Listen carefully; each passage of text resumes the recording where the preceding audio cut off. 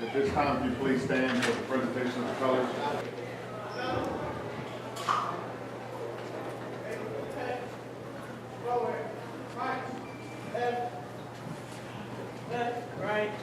Right, left,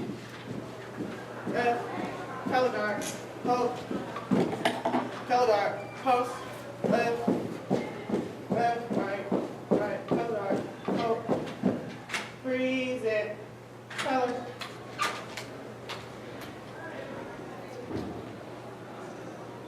Join us in the pledge of allegiance. Attention, salute, pledge. I pledge allegiance to the flag of the United States of America and to the republic for which it stands, one nation, under God, indivisible, with liberty and justice for all.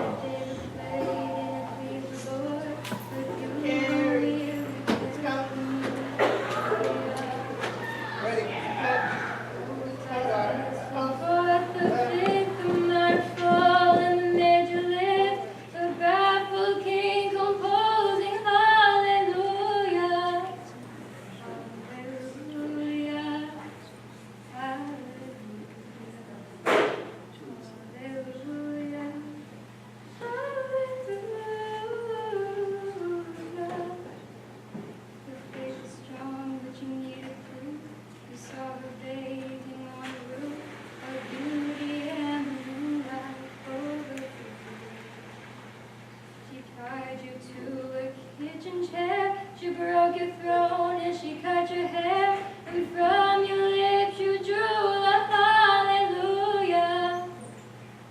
Hallelujah. Hallelujah.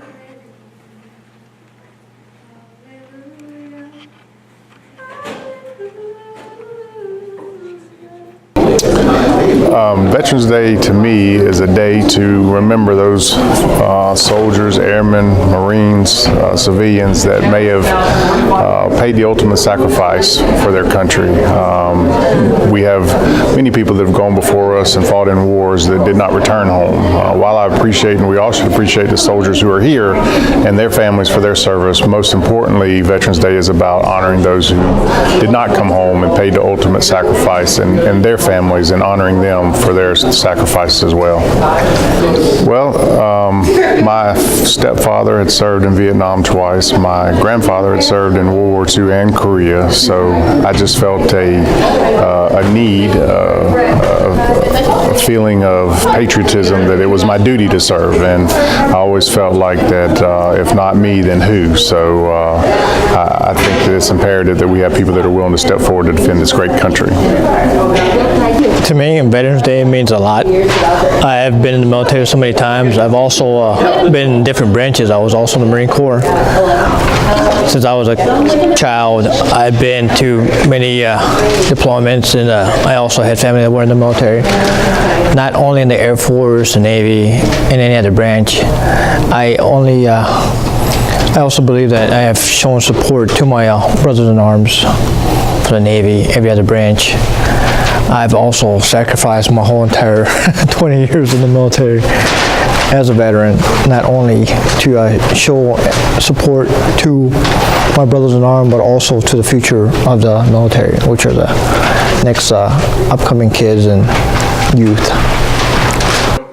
For my drive to Dothan, Alabama, where I had drilled at, I was battalion commander, and as I pulled out of Arby's, I got a phone call from the commanding general that said, "Congratulations, Colonel Vickers." And I was wondering, well, I wasn't up for promotion. I just got into command, so I wasn't sure what he was congratulating me about.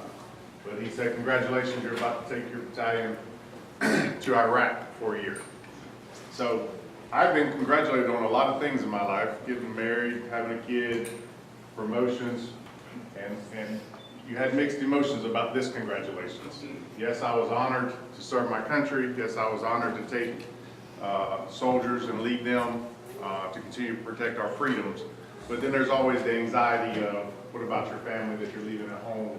What about the anxiety of what's going to happen while you're gone? So mixed emotions. Drove 2 hours to Dothan. We had a staff meeting that night to talk about what we were going to do at drill that weekend. Well, that was all about to change. I was about to change the lives of several hundred people that night when I explain to them what was about to happen.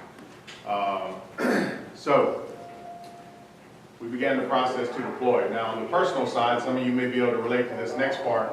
The next part is telling your spouse and that you're about to leave for a year. So I had drill that weekend, and so I wasn't going to call home and tell my spouse that I was deploying over the phone. So I was going to wait until I got home Sunday night. Well, didn't get home until late Sunday night and had to fly out the next morning and go to Fort Bragg for something unrelated to the deployment. Fly to Fort Bragg. Now it's Monday and won't be home till Friday. Tell my staff, hey, my wife doesn't know, don't call my house. I'm gonna tell her face to face when I get back Friday. Well, a good friend of mine, Butch Jones, he was already in Iraq, in Baghdad. He'd been there for 6 months.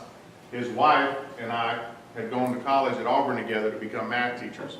Well, Butch had called his wife, Cammie, and said, hey, Colonel Vickers is deploying with his battalion, make sure you're there to support his wife. So on that Wednesday, I'm at Fort Bragg. Cammie calls me and says, hey, Butch told me you're deploying, and I'm gonna be there for Joy while you're gone. Just wanna let you know, I called your house and left a voicemail on your answering machine to tell Joy I would be there to support her while you were in Iraq. And I said, oh my God, please tell me you didn't. And she said, wow, what's wrong? And I said, well, I haven't told her yet. And she was like, have you not told her? It's been 5 days. And I said, I hadn't been home. So I said, all right. So I get off the phone, call back here to Central. A good friend of mine, David Wilson, he's a pastor now in Phoenix City. And I said, hey, David, I need a favor. He said, what do you need? I said, I need you to go break in my house. And he said, what? And I said, I need you to break in my house. Here's the alarm code. Turn off the alarm and delete the message on my answer machine. He was like, well, what happens if I get arrested and go to jail? And I said, well, I'll be home Friday, but I need you to delete that message. And so he goes in, I tell him where the key is, he gets in the back door, turns the alarm off, he doesn't get arrested. So I'm supposed to be home that Friday from Fort Bragg around 1 o'clock, and several couples had already bought tickets to a Toby Keith concert that Friday night in Columbus. So what happens at Fort Bragg? In January, it snows. So instead of getting home at 1 o'clock, I get home at 7 o'clock and the concert's 30 minutes later. So I run in, change clothes, and all leave for the concert. Show up at the concert, who's there? Cammie, with her kids on the front row, got extra tickets, so we go down the front row, we're sitting with her. She leans over and she said, have you told her yet? And I'm like, no, I haven't been home. And she's like, it's been a week, are you kidding me? And I'm like, I'm gonna tell her tomorrow. So next morning, get up, wife's sitting on the couch, sit down, and you know, it's a tough conversation for you to have with your spouse, you know, when you talk about you're leaving for a year. And I said, hey, look, Joy, the battalion's been activated, I'm about to leave for a year. And she's like, she starts crying and saying, get out, get out, get out. Well, I'm thinking, well, I expected a lot of different responses, but I didn't think she was gonna kick me out of the house. And I said, you want me to get out of the house? And she said, no, I want you to get out of the guard. And so I felt relieved that she wasn't kicking me out of the house, because that was going to be a problem. But it was just her emotional state. She's been very supportive of me in the military, just like all of your spouses are. But I say all that because we talk about Veterans Day. It's not just about the veterans. It's about the families. You know, the strain on her that she was going to be a single parent for a year. She was scared. She didn't know if she was going to be able to do it. You know, we had a little boy. She was going to be a single mom. She was going to have to run a household by herself. But then what we found is just like you found when you deployed, is your spouse was strong enough to survive and make it through and take care of things at home while we all took care of things on the front end. So that's my deployment. I like to tell that story because I know we've all been there and had to have that conversation, and everybody's got a different version of it. The second story I want to tell is the coming home. So fast forward a year and a half later, coming home in June of 2008, and the plane ride home, you got several hundred people on the plane, and the plane lands, and as the plane is landing, the captain comes over the intercom and says, welcome home. And everybody on the plane starts cheering and celebrating and crying and hugging each other because they're back home to the United States of America. And that's a great feeling.